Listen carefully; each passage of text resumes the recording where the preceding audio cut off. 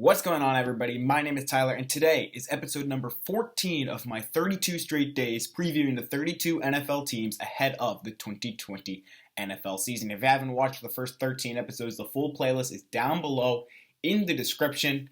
And in today's episode, we'll be looking at the Indianapolis Colts, who last season, they were placed in a very difficult situation. A couple weeks prior to the season, in the middle of one of their preseason games, it came out that their presumptive starter, Andrew Luck, retired. And that just had many people, including myself and media members, believing that the Colts would just be downright horrible. All in all, they went 7-9. They definitely could have finished above 500 as they had numerous one-score games, and they probably could have made the playoffs. They were in the conversation. Jacoby Brissett performed well last season, being the starter instead of Luck. It looks like now here in 2020, he will not be the starter. That will be Phillip Rivers, who they got in free agency. Although Rivers is getting up there in age, I do think he can carry this team, especially given how weak the AFC South is. He's got some nice weapons around him. T.Y. Hilton, Marlon Mack, Jonathan Taylor, and Michael Pittman Jr., who they drafted. So the foundation is there. There is a little bit of an issue at running back between Mack and Taylor, who will start, especially given the craziness of this offseason. I think Mack will be favored more early on, and they'll probably ease Taylor in. But either option is not all that bad, in my opinion. They also got one of the top offensive lines in all football, led by Quentin Nelson and Anthony Costanzo, anchoring that left side. On defense, the Colts have arguably the best young defensive player in all of football in Darius Leonard. They traded for DeForest Buckner in the offseason, so the core is there. There needs still some work to be done. And barring an injury, the one concern is the secondary, but it's not something major that can be a major issue barring an injury. I think just given some of the offenses, the Colts secondary will struggle, but it shouldn't be too great of an issue. Frank Reich, their head coach, will have to manage the expectations for his squad, and maybe they could sneak into the playoffs, although it will be tough looking at their schedule, which, by the way, will be down below in the description with my win-loss projections. The thing that's working well for them is that they play in the AFC South, and that division is kind of wide open. Houston is in the conversation. Tennessee's in the conversation. The Colts are certainly in the conversation. I actually have the Colts splitting all 6 of their AFC South games, so going 3-3, and they could probably even go above 500, sweeping the Jaguars or sweeping the Texans. Who really knows? But they start their season at Jacksonville. That game will be interesting. It will be a nice litmus test to see where the Colts stack up.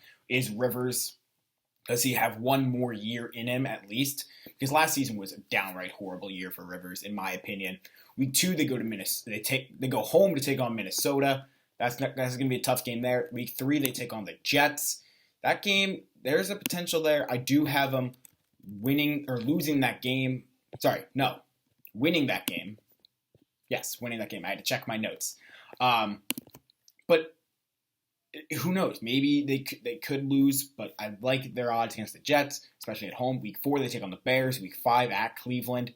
Week 6 versus Cincinnati. So an interesting stretch to finish out. They'll enter their bye week 7, probably in the 3-3, maybe 4-2 range. But who really knows there? Week 8, they go at Detroit. Week 9 versus Baltimore. That's a definite loss, in my opinion. Week 10 at Tennessee. That's a big circle one on your calendar game. Week 11 versus Green Bay. Week 12 versus Tennessee. Week 13 at Houston. So from week 9 to week 13, they play the Colts they'll play 4 teams, the Ravens, Titans, Packers, Texans, all of whom who made the playoffs last season.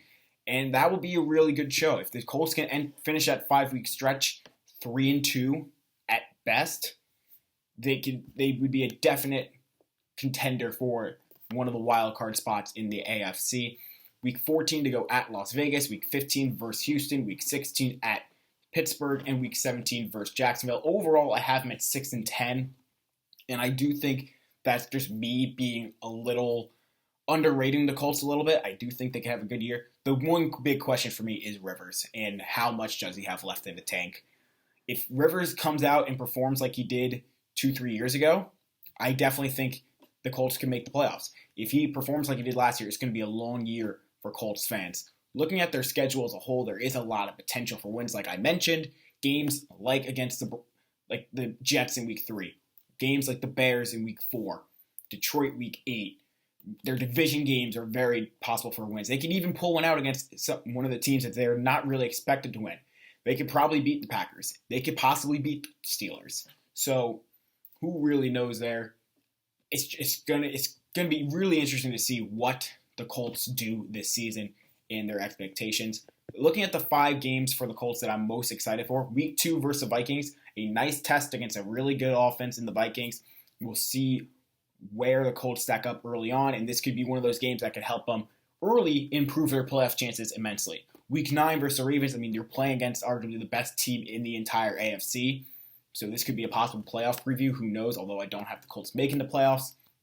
This could be another nice test there. Week 11 versus the Packers. This game is just interesting on the fact that I wouldn't be surprised if the Colts win this game. They're at home, although it's in the middle of that tough stretch like I mentioned. The Packers have their own question marks this season, so the Colts could possibly take advantage of that. If Packers are going to get caught looking ahead to an opponent later on in the season and overlook the Colts.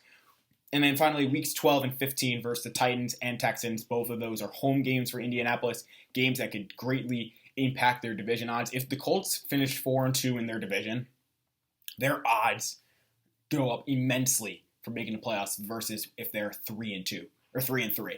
Because I think it's going to come down to, for that division, obviously, just who has a leg up. Jacksonville, I think, is out of it. So it's basically who has a leg up between Houston, Indianapolis, and Tennessee. And if the Colts could take advantage of their matchups against the Titans and the Texans, they will set themselves up really well to make a push for the playoffs.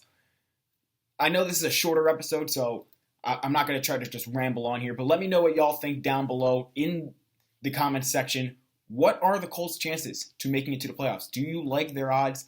I personally don't, but who knows? That's what's great about the NFL. Crazier things can happen. So leave your comments down below in the description. Thank y'all so much for watching. Next episode, we'll go for the 3rd straight AFC South team, in the Jacksonville Jaguars, who I have a lot of question marks about. But thank y'all so much for watching, and we'll see you tomorrow.